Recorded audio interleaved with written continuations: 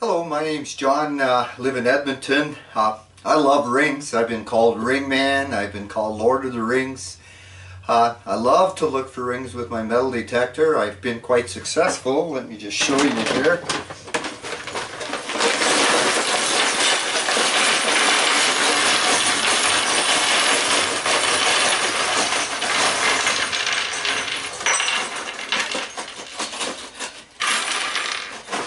Whoop, there's a few more hiding in here.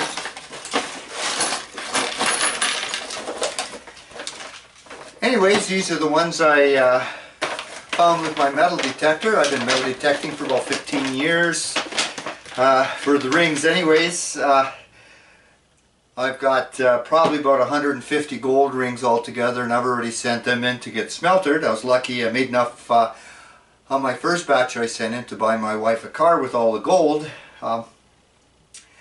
So I also make rings, which I will show you also.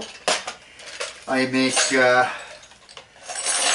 spoon rings. Whoops, one fell. I make rings out of shotgun shells. Whoops, see if we can get this out here.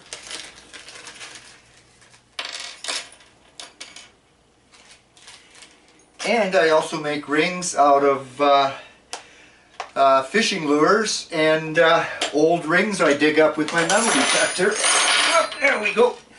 The metal detector I use, I've got one beside me. It's Garrett AT Pro. It's one of my favorites. I've been using Garrett metal detectors for just about 20 years, so I've done very well with them.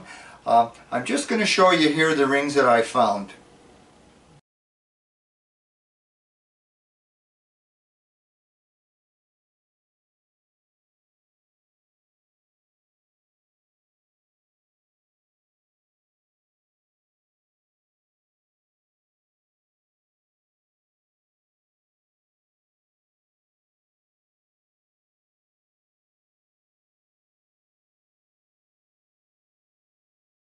Okay, here's the majority of my rings I found metal detecting. I don't know if I can zoom in, if it'll make much difference.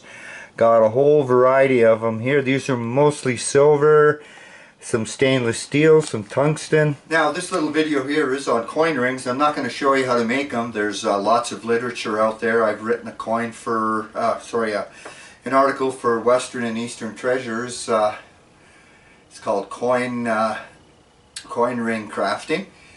You can call them and get a copy of the article.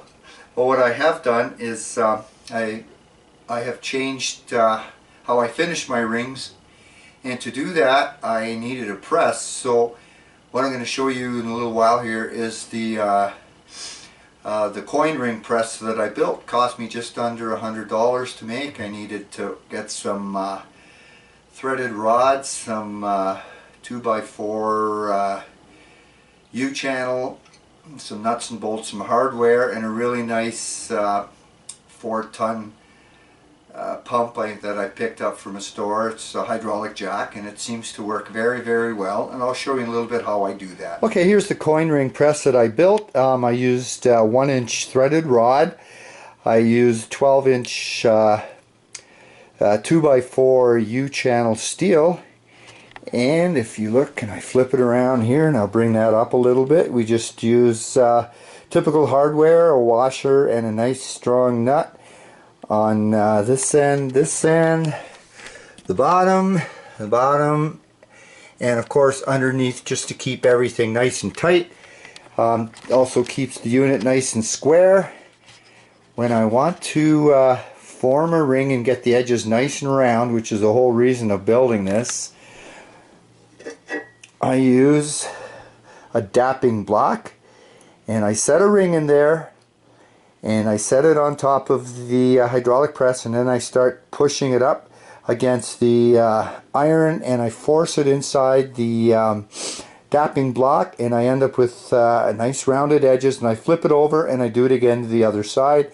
I will show you how I do that in a little bit. I got my ring as a 1942 Walking Liberty $50 here. I just let you know I've got it basically ready to form that lip on the left, to tuck that in a little bit on the Coinring press, just stand by one. Okay, I got my ring here. See, I've got the widest part here.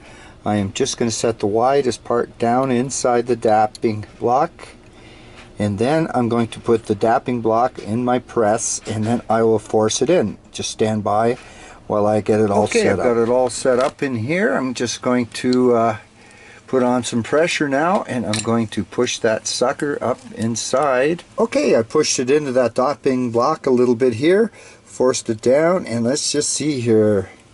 See how the edge looks here. Much flatter than it was before, if I can see that.